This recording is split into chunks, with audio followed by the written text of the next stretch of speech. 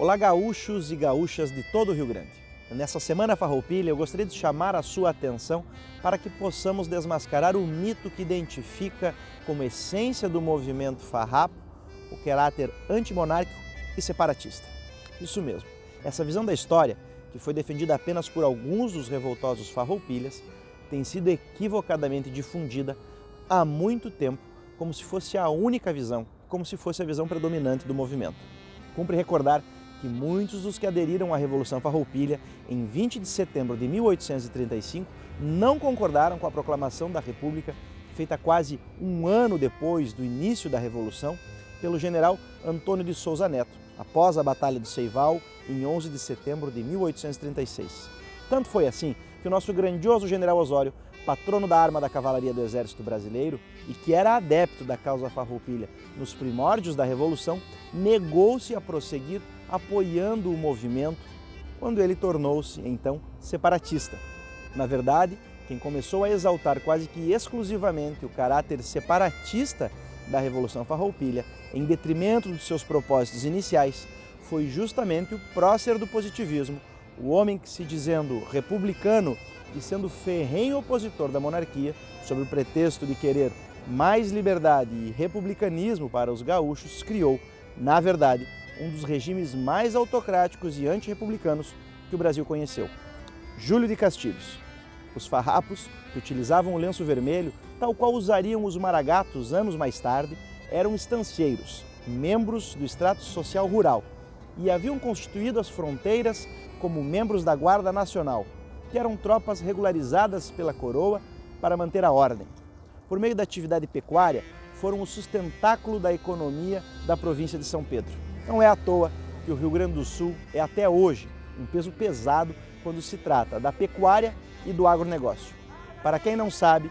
foi desse mesmo extrato social que emergiram as lideranças daquela que seria, após a Revolução Farroupilha, a segunda maior revolução vivida em solo gaúcho, a Revolução Federalista de 1893, cujos participantes denominados maragatos eram justamente opositores de Júlio de Castilhos. Foi por ser contra os maragatos, que lutavam por ideias semelhantes à dos farroupilhas, que o governo Júlio de Castilhos fez questão de ressaltar o caráter separatista da Revolução Farroupilha em detrimento dos propósitos iniciais do movimento farrapo. Não é à toa que em 1893, um dos líderes militares da Revolução Federalista, pelo lado dos maragatos, foi o general Joca Tavares, que aos 75 anos de idade ainda montava a cavalo e liderava as cargas de cavalaria ao lado de Gumercindo Saraiva contra as tropas que apoiavam os castilistas, tal qual havia feito nos idos de 35 na Revolução Farroupilha. Abordar o ideário farroupilha sob a ótica separatista serviria a Júlio de Castilhos porque assim ele podia se utilizar da legitimidade dos farrapos para reforçar a sua mensagem antimonárquica e combater, desse modo, Gaspar Silveira Martins, que era líder dos maragatos e que era, ao mesmo tempo, grande adversário de Júlio de Castilhos, tendo sido também um tribuno do Império e amigo pessoal de Dom Pedro II. É bem verdade que houve um certo momento de separatismo no movimento farroupilha, a partir de 1836, quando nos tornamos uma república independente. Mas essa ânsia separatista estava longe de ser o ponto consensual que uniu os farroupilhas no 20 de setembro de 1835. Pelo contrário, o movimento surgiu como uma forma de canalizar os anseios de produtores de charque gaúchos, trucidados por tarifas abusivas de 25% pelo poder central, enquanto os charqueadores do Uruguai e da Argentina pagavam apenas 4% sobre o mesmo produto.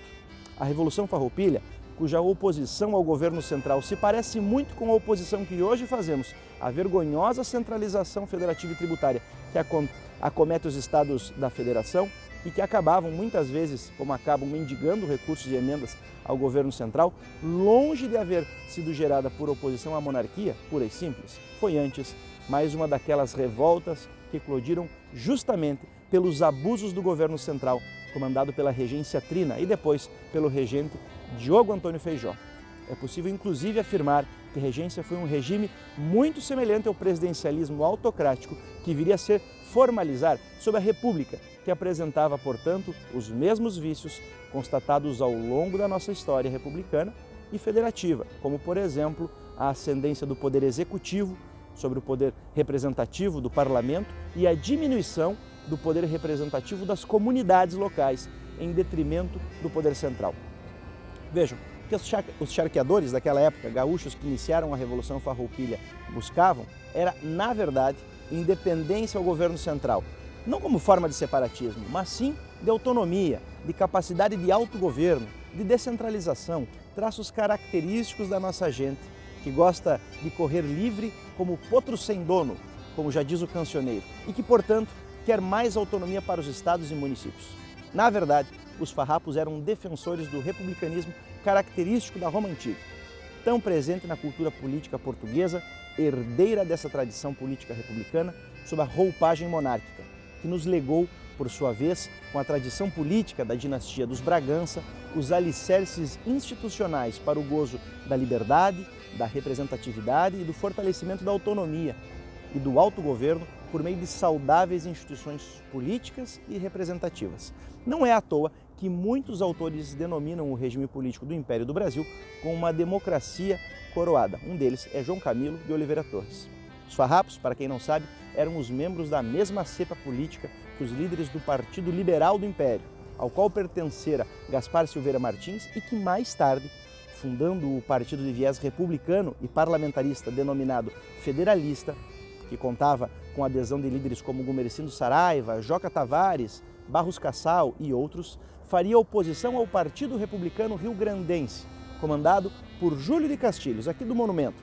Curiosamente, o federalismo propugnado por Júlio de Castilhos não tinha nada de federativo, pois visava uma concentração de poder justamente nas mãos do chefe do Poder Executivo, no caso, o próprio Júlio de Castilhos, tornando compreensível para nós gaúchos o porquê de um dos sucessores de Júlio de Castilhos, o senhor Getúlio Vargas, ter implementado uma ditadura como a do Estado Novo, em 1937, quando era presidente do Brasil, fechando o parlamento e concentrando todos os poderes na figura da presidência que chefiava o Poder Executivo. Vargas, como presidente, agiu de modo muito semelhante a Castilhos, como presidente do Estado. Obviamente, Getúlio Vargas, ao chegar ao comando da nação em 1930, logo percebeu que a concentração de poder no Executivo e a descentralização política proposta pelo texto constitucional, pelo qual tanto lutaram os farrapos e depois os maragatos, eram incompatíveis, ou seja, nada tinham de republicanos e federalistas os modelos políticos implantados por Júlio de Castilhos no Rio Grande do Sul e Getúlio Vargas no cenário político nacional. Afinal, a verdadeira república é governo do povo, pelo povo e para o povo, e não o governo do povo para atender o interesse de um ditador. E isso sabiam os farrapos que assinaram a paz de Ponche Verde, terminando a Guerra dos Farrapos em 1845, pois perceberam que após a campanha do regresso, a maioridade do imperador Dom Pedro II, a mudança do clima político, a situação política no país sendo outra, que era bem diferente quando existente do período da regência, e que por isso sabiam os farrapos sabiamente voltar ao seio da pátria para gozar das republicanas instituições existentes sob o parlamentarismo monárquico do Segundo Reinado, defendendo, portanto, o Brasil, inclusive, alguns anos depois da Revolução Farroupilha, contra a invasão do território gaúcho pelos paraguaios, em 1865, quando as tropas do ditador paraguaio Solano Lopes cercaram a nossa querida e valorosa cidade de Uruguaiana. Vejam, é importante esclarecer para aqueles que nos acompanham que para Júlio de Castilhos, governo republicano significava o legislativo reduzido à subserviência. Contra isso, se opuseram os maragatos do Partido Libertador, que usavam lenço vermelho como esse que uso,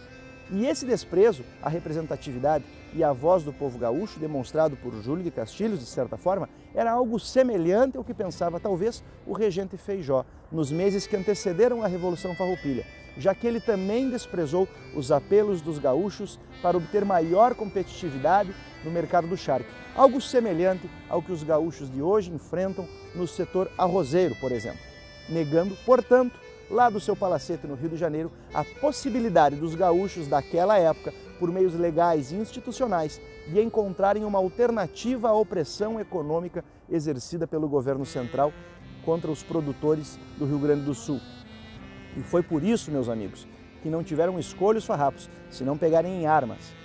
Para os farroupilhas, governo republicano, ao contrário do que entenderia anos mais tarde a corrente política positivista de Júlio de Castilhos,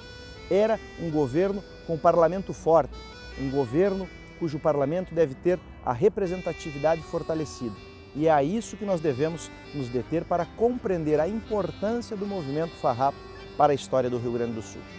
Por isso que é muito importante que nós, rio-grandenses, continuemos defendendo o legado verdadeiro dos farroupilhas, o verdadeiro ideário, não fazendo com que ele seja referendado e defendido naquilo que não era o seu teor principal, o separatismo. Porque da mesma forma que os positivistas, Júlio de Castilhos, mudaram a interpretação do principal ideário da Revolução Farroupilha, e também da mesma forma Getúlio Vargas mudou o ideário da Revolução de 30, tendo até mesmo o apoio dos líderes do Partido Libertador, dos Maragatos, para depois traí-los, fazendo com que a vertente castilhista se colocasse no cenário nacional, também é importante que nós possamos esclarecer o que de mais importante nós temos no ideário Farroupilha, que é a descentralização, a autonomia federativa, que é isso, de fato, que brigaram os parlamentares. Não por um viés separatista, mas sim por mais liberdade, mais autonomia. E é exatamente esses ideais que nós queremos ressaltar nesse 20 de setembro, fazendo com que, de fato, o PSDB gaúcho, partido que traz na sua origem a defesa do parlamentarismo, defenda também os mesmos ideais que defenderam farroupilhas, libertadores, federalistas, maragatos, e que possamos, assim, continuar defendendo as boas ideias dessa cepa gaúcha que faz com que os nossos homens de valor sejam reconhecidos no cenário político nacional exatamente por serem aqueles que propõem as ideias para um Brasil novo, um Brasil promissor. E por isso eu gostaria de convocar a todos para que possamos defender os valores da nossa pátria, defender os valores da nossa terra, sem sectarismos, sem bairrismos, porque somos todos filhos de um grande Brasil, de uma grande e próspera nação. Porque, como dizia o líder Gaspar Silveira Martins, antes de ser filho da minha província, sou filho da minha nação, da minha pátria. E por isso que somente assim, unidos em um novo espírito de Brasil, é que nós poderemos fazer com que as nossas façanhas sirvam de modelo a toda a terra. Um abraço a todos.